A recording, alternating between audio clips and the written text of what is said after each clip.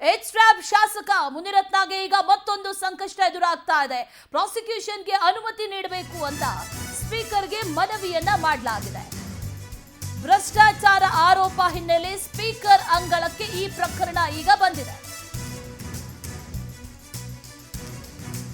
ಹಣ ವಸೂಲಿ ಬೆದರಿಕೆ ಮಾಡಿದ್ದಾರೆ ಅನ್ನುವಂತಹ ಪ್ರಕರಣದಲ್ಲಿ ಎಸ್ಐಟಿಗೆ ಮನವಿ ಮಾಡಲಾಗಿದೆ.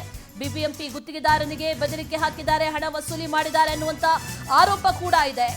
ಜಾತಿ ನಿಂದನೆ ಕೇಸ್ನಲ್ಲಿ ಈಗಾಗಲೇ ಜಾಮೀನನ್ನ ಪಡೆದಿದ್ದಾರೆ, ಹೊರಗಿದ್ದಾರೆ ಮುನಿರತ್ನ. ಸ್ಪೀಕರ್ ಏನಾದ್ರೂ ಈಗ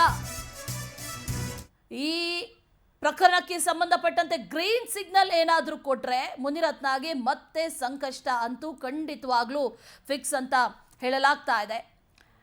ಈಗಾಗಲೇ ಈ ಪ್ರಕರಣ ಬಹಳ ಗಂಭೀರ ಸ್ವರೂಪವನ್ನು ಪಡೆದುಕೊಳ್ತಾ ಇದೆ. ಒಂದು ಕಡೆಯಲ್ಲಿ ಈಗಾಗಲೇ ಎಸ್ಐಟಿ ಮನವಿಯನ್ನು ಕೂಡ ಮಾಡಿಕೊಂಡಿದೆ. ಹಣ ವಸೂಲಿ ಮತ್ತು ಬೆದರಿಕೆ ಪ್ರಕರಣದಲ್ಲಿ ಭ್ರಷ್ಟಾಚಾರ ಆರೋಪ ಇರೋದ್ರಿಂದ ಸ್ಪೀಕರ್ ಅಂಗಳದಲ್ಲಿದೆ. ಪ್ರಾಸಿಕ್ಯೂಷನ್ಗೆ ಅನುಮತಿ ನೀಡಬೇಕು ಅಂತ ಈಗ ಸ್ಪೀಕರ್ಗೆ ಮನವಿ ಮಾಡಲಾಗಿರೋದು. ಪ್ರಾಸಿಕ್ಯೂಷನ್ಗೆ ಏನಾದರೂ ಅನುಮತಿ ಸಿಕ್ಕರೆ ಆ ನಿಟ್ಟಿನಲ್ಲಿ ಒಂದಷ್ಟು ತನಿಖೆಗಳು ಆಗುವುದಂತೂ ಪಕ್ಕಾ.